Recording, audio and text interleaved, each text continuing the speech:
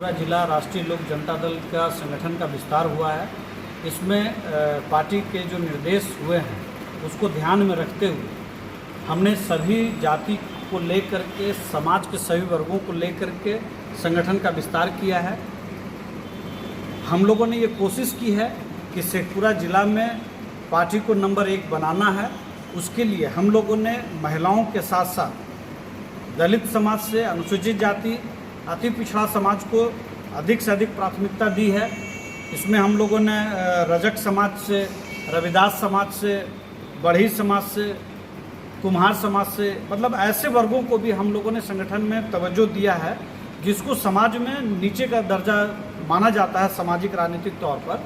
लेकिन हमारी पार्टी यह मानती है कि समाज के हर वर्ग को लेकर के और ख़ास करके अति पिछड़ा और दलित समाज को जितना हम सम्मान देंगे, निश्चित तौर पर उनका ज़्यादा से ज़्यादा आशीर्वाद हम लोगों को मिलेगा। इसी रणनीति के तहत हम लोगों ने इसको विस्तार दिया है। और आप सभी को जानकारी है कि जो हमारे जिलाध्यक्ष पप्पूराज मंडल जी हैं वो भी अति पिछड़ा समाज से आते हैं। और यहाँ पर आप देखेंगे कि कहीं से भी आपको ऐसा नहीं लगेगा कि सभी लोग अलग अलग समाज से लोग हैं। और हम लोगों ने यह भी तय किया है, 7वें प्रकोष्ठ के सभी अध्यक्षों की हम लोगों ने आज घोषणा की है।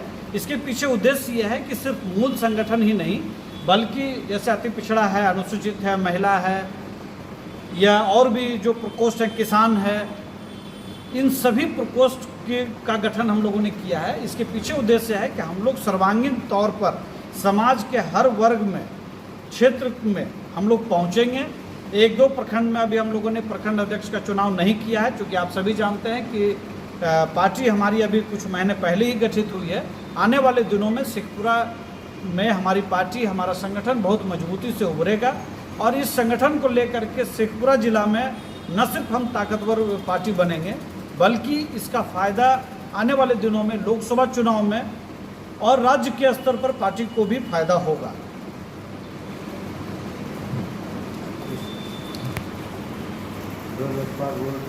हाल फिलहाल में मांझी जी आए हैं, तो सीट शेयरिंग के लिए तो अभी तो कोई चर्चा नहीं होगी, पर ये तो पार्टी तय किया हुआ कि आप लोग कितने सीट पर चुनाव लड़ेंगे। देखिए, सबसे पहले बहुत स्पष्ट तौर पर हम लोग ये बता दें कि अभी हम लोग किसी भी गठबंधन में शामिल नहीं हुए हैं। हमारी वार्ता चल रही है। जब ये फाइनल हो जाएगा, हमारे नेता राष्ट्रीय अध्यक्ष माननीय उपेंद्र कुशवाहा जी को अधिकृत किया गया है इस काम के लिए, जब उनकी तरफ से फाइनल हो जाएगा कि हम लोग इस गठबंधन के हिस्सा हैं, तो औपचारिक तौर पर आप लोग को बता दिया जाएगा। लेकिन एक बात हम बहुत स्पष्ट तौर पर और भी जोड़ना चाहते हैं कि आप सभी को मालूम है, पिछले दिनों पटना में विपक्षी गठबंधन के नाम पे 15 दलों के नेता इसमें बैठे थे। और ये समझा गया था, हम लोग को भी ये उम्मीद थी, या बिहार की जनता को भी उम्मीद थी कि इससे एक बड़ा संदेश देने की कोशिश की जाएगी। लेकिन दुर्भाग्य है, 3 संदेश उस बैठक से निकला है। पहला, राहुल गांधी जी की दाढ़ी बड़ी हो गई है। दूसरा, कि राहुल गांधी जी शादी कर लें। और तीसरी बात कि इस कार्यक्रम से हम लोग ये उम्मीद कर रहे थे कि नीतीश कुमार जी को प्रधानमंत्री पद के लिए या कम से कम कन्वेनर के लिए उनके नाम का प्रस्ताव किया जाएगा। लेकिन एक वीडियो जो फुटेज आया है उसमें बहुत स्पष्ट तौर पर दिख रहा है कि राहुल गांधी जी माननीय लालू जी से बोलते हैं कि मंत्रिपरिषद में कांग्रेस को जगह मिलनी चाहिए। वो नीतीश जी से बात नहीं करते हैं, वो लालू जी से बात करते हैं। और नीतीश जी तब बोलते हैं कि कै गो, और तब राहुल गांधी जी उनको जवाब नहीं देते हैं और अखिलेश जी जवाब देते हैं 2 गो। ठीक है, तब नीतीश कुमार जी तेजस्वी जी को बोलते हैं कि बोल रहे हैं 2 गो। तब फिर पीछे से कांग्रेस के और कुछ नेता बोलते हैं। मतलब आप समझिए कि जिस नेता को बिहार का मुख्यमंत्री मानती है बिहार की जनता, जिसको मैंडेट मिला, जो भी मैंडेट मिला उसके अनुसार वो मुख्यमंत्री हैं बिहार के, और वो एक मंत्री बनाने के लिए भी उनसे कांग्रेस बात नहीं करती है। तो एक क्लियर मैसेज गया इस बैठक से कि नीतीश कुमार जी न 3 में है न 13 में है। वो सिर्फ अपनी बुझती हुई राजनीति या विखंडित होती पार्टी को एक आकर्षण देने के लिए वो अपना एक कन्वेनर के तौर पर काम करने की कोशिश कर रहे हैं। लेकिन राहुल गांधी भी उसको नहीं मानने के लिए तैयार हैं। और पीसी में भी आपने देखा होगा कि लालू जी पूरे जो पर्दे के पीछे जो बिहार की राजनीति संचालित कर रहे थे, वो फ्रंट पर खुल करके आ गए हैं। और उनकी राजनीति का मतलब होता है डर, अपराध, भय इसका वातावरण जो हम लोगों ने 2005 से पहले का जो खौफ का जो मंजर देखा है वो आने वाले दिनों में दिखेगा। और नीतीश कुमार जी सबसे मजबूर मुख्यमंत्री के तौर पर दिखाई पड़ रहे हैं, इसमें कहीं कोई दो राय नहीं है।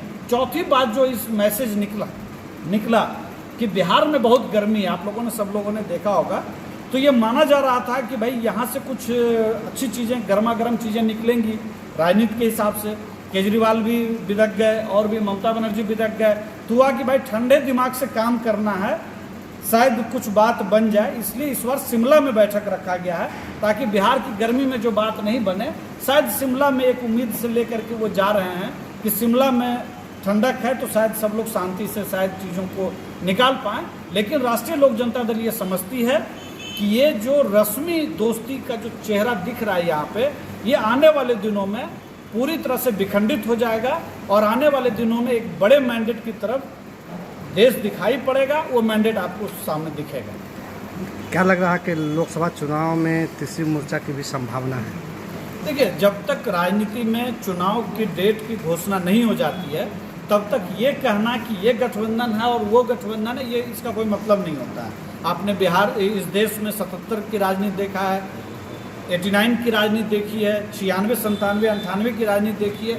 गठबंधन का दौर है, इसलिए ये कुछ भी संभावना क्या आपकी पार्टी को बीजेपी तवज्जो दे रही है? हमारी पार्टी बिहार के अंदर नीतीश कुमार जी और तेजस्वी जी का जो जंगल राज जो पार्ट 2 या 3 जो कहिए उसका जो रिटर्न बैक हुआ है उसके खिलाफ हम लोग अपने को मजबूती से हर जिला में इसके लिए तैयारी कर रहे हैं।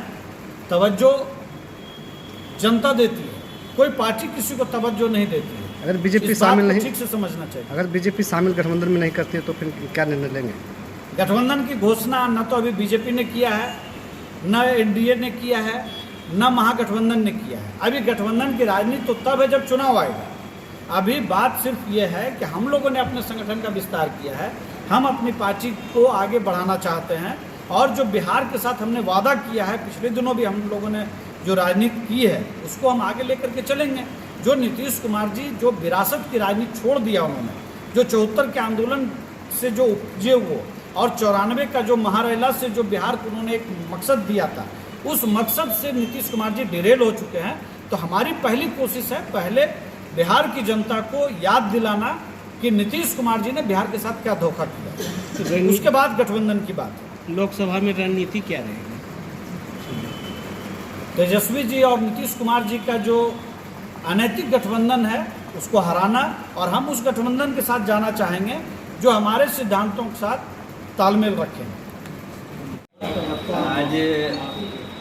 आज ये जो हम लोग प्रेस वार्ता कर रहे हैं आप लोगों के साथ, तो हमारे राष्ट्रीय लोक जनता दल का जो राज्य से निर्देश आया था कि सभी जिलों में एक कमेटी बनाकर लोगों की बातों को लाया जाए पार्टी के बीच और लोगों के बीच पहुंचा जाए। उसी के तहत हम लोग आज, जैसा कि हमारे जिलाध्यक्ष जी और प्रदेश प्रवक्ता जी बता चुके हैं, उसका विस्तार हुआ, जिसमें जिलाध्यक्ष बता ही चुके हैं आपको कितने नामों की क्या घोषणा हुई है। और अगला जो हम लोग का कार्यक्रम होने जा रहा है वो पार्टी से जो है वो लोगों के बीच सदस्यता के लिए हम लोग जाने वाले हैं बहुत जल्द। तो सदस्यता के साथ साथ लोगों को ये बताना है कि अब बिहार कहाँ जा रही है और बिहार को कहाँ जाना है। कुछ यहाँ हमारे नेता जो हैं बिहार को, वो चंद्रशेखर जी की राह पर चल गए थे कि हम 5 दिन के लिए भी प्रधानमंत्री बन जाएं तो हमारा माने इतिहास में नाम और गिनीज बुक में नाम दर्ज हो जाए। लेकिन उससे बिहार का भला नहीं होना। बिहार का भला होना है जो ये शराब नीति गलत है लागू, या जो शिक्षकों को माने आप समझ जाइए कि प्रताड़ना किया जा रहा है कि फिर से एग्ज़ाम लेंगे, ये करेंगे।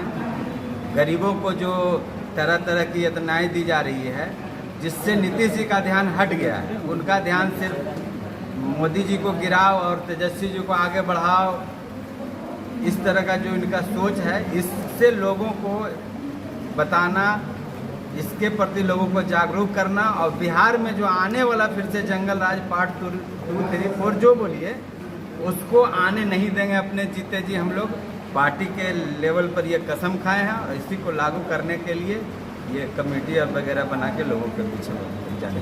आप एक युवा नेता हैं और युवा के आपसे बहुत जुड़ाव है। इस बदलते परिवेश में युवाओं को क्या संदेश देना चाहिए?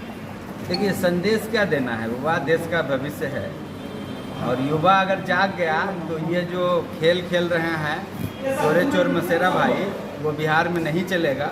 और बिहार क्रांति का धरती रहा है और बिहार का जब युवा तय कर लेगा तो वो देश में लागू होता है, वो देश की राजनीति में प्रभावी होता है।